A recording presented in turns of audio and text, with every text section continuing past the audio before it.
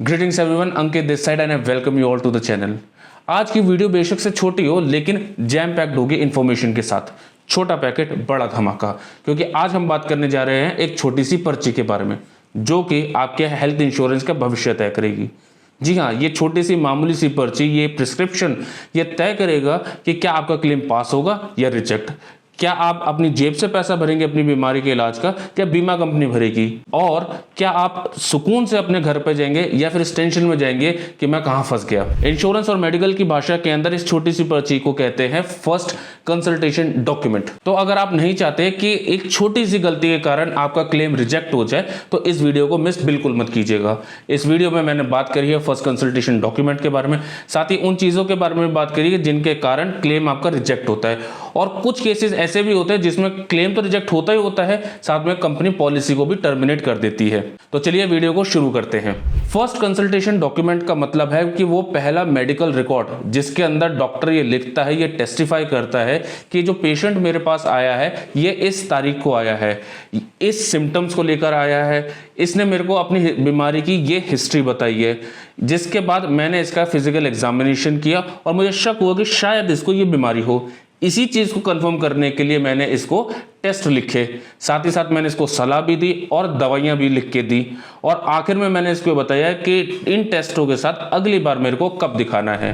तो first consultation document के अंदर ये सारी चीजें होती है। पेशेंट का नाम होता है, पेशेंट क्या सिम्टम्स लेकर आया था, पेशेंट ने अपनी क्या बीमारी की हिस्ट्री बताई, उसका क्या फिजिकल एग्जामिनेशन हुआ, डॉक्टर को जो है किस चीज के लिए डायग्नोज करने के लिए उसको लिखा, कौन कौन से टेस्ट उसको लिखे, क्या क्या उसको एडवाइस दी गई, क्या क्या उसको प्रिस्क्राइब की गई मेडिसिन, और उसको नेक्स्ट विजिट के लिए कब बुलाया। ये सारी चीजें कंस्टिट्यूट करती हैं फर्स्ट कंसल्टेशन डॉक्यूमेंट को। अभी तक आप ये बात समझ गए होंगे कि ये एक छोटी सी पर्ची नहीं है, ये छोटा सा प्रिस्क्रिप्शन नहीं है, बल्कि ये बीमारी की पूरी कहानी बताता है। इस डॉक्यूमेंट की मदद से आप बीमारी की शुरुआत को पिन पॉइंट कर सकते हैं। आगे बढ़ने से पहले मेरा आपसे एक छोटा सा निवेदन है कि चैनल को सब्सक्राइब कर दीजिए और वीडियो को लाइक कर दीजिए। आपके लिए बेशक से एक छोटा सा क्लिक होगा, लेकिन मेरे लिए ये एक मॉरल सपोर्ट है, एक मोटिवेशन है कि मैं और भी इंटरेस्टिंग टॉपिक्स के ऊपर डिटेल वीडियोस को लेकर आऊँ। तो अब देर मत कीजिए, फटाफट सब्सक्राइब कर दीजिए चैनल को और लाइक कर दीजिए इस वीडियो को। चलिए आगे बढ़ते हैं और वापस चलते हैं वीडियो के ऊपर। जब भी कोई इंश्योरेंस क्लेम अराइज होता है, चाहे फिर वो लाइफ इंश्योरेंस का डेथ क्लेम हो या फिर हेल्थ इंश्योरेंस का मेडिकल इंडेमनिटी क्लेम हो, इंश्योरेंस कंपनी एक चीज को सुनिश्चित कर लेना चाहती है कि जो क्लेम आया है उनके पास क्या वो जेन्युइन केस है या नहीं। ऐसा तो नहीं कि इंश्योर्ड ने किसी तरह की कोई जरूरी जानकारी हमसे छुपा ली हो, कोई मटेरियल फैक्ट हमसे छुपा ली हो, जैसे स्मोकिंग हो गया, ड्रिंकिंग हो गया, किसी तरह की कोई पुरानी बीमारी या कोई सर्जरी। कहीं ऐसा तो नहीं कि पॉलिसी लेने से पहले इसको बीमारी थी, ये क्रॉनिक कंडीशन से जो है ना जूझ रहा था और इसने ये चीज़ हमें नहीं बताई, जैसे डायबिटीज़ हो गया, बीपी, इस बारे में हमें इसने इन्फॉर्मेशन नहीं दी। या फिर हो सकता है कि बीमारी इसको पॉलिसी लेने के बाद हुई हो, लेकिन अभी वेटिंग पीरियड के अंदर पॉलिसी है। इंश्योरेंस कंपनी ये भी जानना चाहती है कि इस बीमारी की अभी तक की टाइमलाइन क्या है, इसका प्रोग्रेशन क्या है। इंश्योरेंस कंपनी ये चीज भी सुनिश्चित करना चाहती है कि क्या बीमारी अब इस स्टेज तक पहुंच चुकी है कि हॉस्पिटल में एडमिट होने के अलावा हमारे पास कोई और ऑप्शन ही नहीं बचा, और आखिर में क्या जो इलाज दिया जा रहा है क्या वो सही दिशा के अंदर चल रहा है। इन सभी चीजों के लिए कंपनी फर्स्ट कंसल्टेशन डॉक्यूमेंट को देखती है, यानी FCD, जिससे कि बियॉन्ड डाउट ये प्रूव हो जाता है कि ये जो केस आया है हमारे सामने ये जेन्युइन केस है।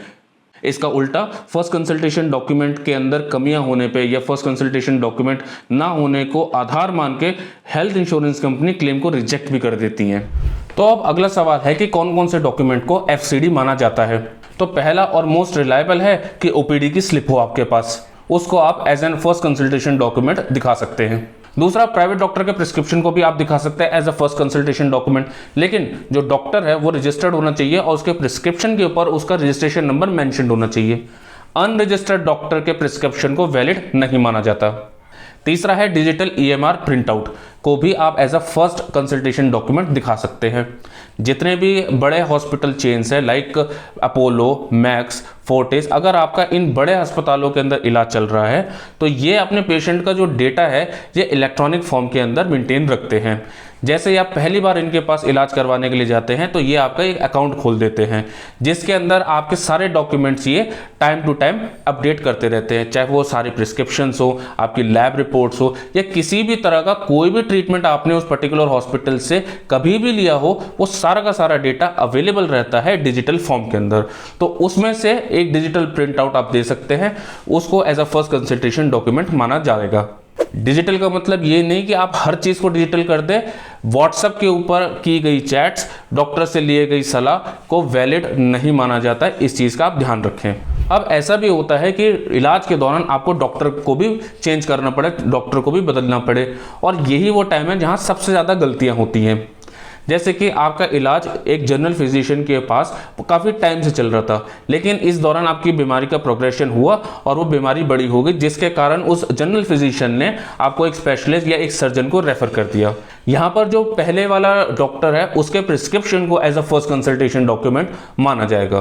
और क्लेम का भुगतान इंश्योरेंस कंपनी तभी करेगी जब दोनों डॉक्टर्स की टाइमलाइन मैच करेगी। कई बार ऐसा भी होता है कि हम किसी डॉक्टर के इलाज से सेटिस्फाई नहीं होते, भाई इस डॉक्टर की दवाई मुझे तो नहीं लग रही, अरे सुन वहां पे एक अच्छा डॉक्टर है, चल वहां पे चल के दिखाते हैं। तो आपके पास ये ऑप्शन भी अवेलेबल है। इस कंडीशन के अंदर अगेन दोनों डॉक्टर्स की प्रिस्क्रिप्शन चाहिए होंगी और इंश्योरेंस कंपनी दोबारा से ये देखेगी कि जो दोनों टाइमलाइंस है क्या वो मैच कर रही हैं या नहीं कर रही हैं। ऐसा नहीं है कि सिर्फ 2 डॉक्टर्स तक आप सीमित रह सकते हैं। अगर आपको और दिखाना है 3, 4, 5, 6, ये आपके ऊपर डिपेंड करता है कि आपको कितने डॉक्टर्स को दिखाना है। इररिस्पेक्टिव आपको सारे के सारे डॉक्यूमेंट्स मेंटेन करने पड़ेंगे, और जब इंश्योरेंस कंपनी आपके सारे डॉक्टर्स के प्रिस्क्रिप्शन दिखेगी तो एक क्लियर वेल डिफाइंड टाइमलाइन उसके सामने होनी चाहिए कि बीमारी की शुरुआत यहाँ पे हुई और धीरे धीरे ऐसे प्रोग्रेस हुई। किसी भी तरह की कोई भी गलती या कोई भी मिस इंफॉर्मेशन या मिसलीड करने की इंटेंशन उस डॉक्यूमेंट्स के थ्रू नहीं दिखनी चाहिए इंश्योरेंस कंपनी को। तीसरा, कभी कभी ऐसा भी होता है कि डॉक्टर के बदलते ही बीमारी भी बदल जाती है। सुनने में बड़ा अजीब सा लगता है, लेकिन कभी कभी ऐसा भी हो जाता है कि भाई हम सिम्टम्स को मैनेज कर रहे थे लेकिन बीमारी अब पकड़ में आई है। हाँ, ऐसा होता ज़रूर है, लेकिन ये चीज़ जो है ना थोड़ा सा सस्पिशन अराइज करती है इंश्योरेंस कंपनी के उस मन में। तो इस कंडीशन के अंदर आपको प्रूफ्स देने पड़ेंगे, आपको इंश्योरेंस कंपनी को फुल्ली सेटिस्फाई करना पड़ेगा, तभी आपका क्लेम को पास किया जाएगा, नहीं तो आपके क्लेम को रिजेक्ट कर देगी इंश्योरेंस कंपनी। आखिर में मल्टीपल डॉक्टर्स भी बदल दिए, डॉक्यूमेंट्स भी आपके मिसिंग है, तो इसमें तो फिर कोई क्वेश्चन ही नहीं उठता कि ये जो क्लेम्स होते हैं ये इंश्योरेंस कंपनी रिजेक्ट ही कर देती है। अब इन बातों के अलावा आपको कुछ और बातों का भी ध्यान रखना पड़ेगा। पहला, कई बार इंश्योरेंस क्लेम को पास करवाने के लिए लोग जो मिसिंग डॉक्यूमेंट्स होते हैं उनको दोबारा बनवाने की कोशिश करते हैं, तो ये चीज़ बिल्कुल मत कीजिए, इसको एज अ फ्रॉड गिना जाएगा। इसमें इंश्योरेंस क्लेम तो आपका रिजेक्ट हो गई होगा, साथ ही साथ पॉलिसी को भी टर्मिनेट कर दिया जाएगा। दूसरा, जो प्रिवेंटिव हेल्थ चेकअप होता है, जो ब्लड टेस्ट आप करवाते हैं, उनको फर्स्ट कंसल्टेशन डॉक्यूमेंट का दर्जा नहीं है तब तक जब तक कि वो टेस्ट किसी डॉक्टर ने न लिखे हो किसी सिम्टम के अगेंस्ट में। तीसरा, हर इंश्योरेंस कंपनी ये चाहती है कि जो चीज़ें हो वो स्टेप बाय स्टेप हो, एक ऑर्डरली मैनर के अंदर हो। पहला आप ओपीडी में जाइए, ओपीडी स्लिप कटवाइए, डॉक्टर से मिलिए, डॉक्टर को अपने सिम्टम्स बताइए, अपनी बीमारी की हिस्ट्री बताइए, उसके बाद फिजिकल एग्जामिनेशन डॉक्टर करेगा, कुछ टेस्ट वगैरह लिख के देगा, कुछ दवाइयाँ वो आपको प्रिस्क्राइब करेगा। ये जो चीज़ है ये आपका फर्स्ट कंसल्टेशन डॉक्यूमेंट बन गया। फिर जो फाइंडिंग्स होंगी उन टेस्ट की, उसके ऊपर डॉक्टर ये कॉल लेगा कि आपको ओपीडी में ही कंटिन्यू करना है, दिखाना है, या फिर बीमारी इस स्टेज तक है कि भैया अब एडमिशन के बिना गुजारा नहीं है। लेकिन जब लोग सीधा ही जाके हॉस्पिटल में एडमिट हो जाते हैं तो अगेन ये एक सस्पिशन क्रिएट करता है हेल्थ इंश्योरेंस कंपनी के माइंड के अंदर, और claim most of the time इसी कारण के लिए रिजेक्ट कर दिए जाते हैं कि भैया आपका क्लिनिकल ट्रायल कहाँ था, आप ऐसे ही जाके क्यों एडमिट हो गए। चौथा, अगर आपको डायबिटीज़ है या फिर हाइपरटेंशन की प्रॉब्लम है या फिर कोई कार्डिक इशू है या किडनी की प्रॉब्लम है, ऐसी बीमारी जो कि क्रॉनिक इन नेचर है, यानी इसका तो इलाज अब लाइफ टाइम ही चलना है, ऐसी बीमारियों के जितने भी डॉक्यूमेंट्स हैं, जितने भी प्रिस्क्रिप्शंस हैं, जितने भी टेस्ट हैं, वो सारे के सारे आपको सुरक्षित रखने चाहिए।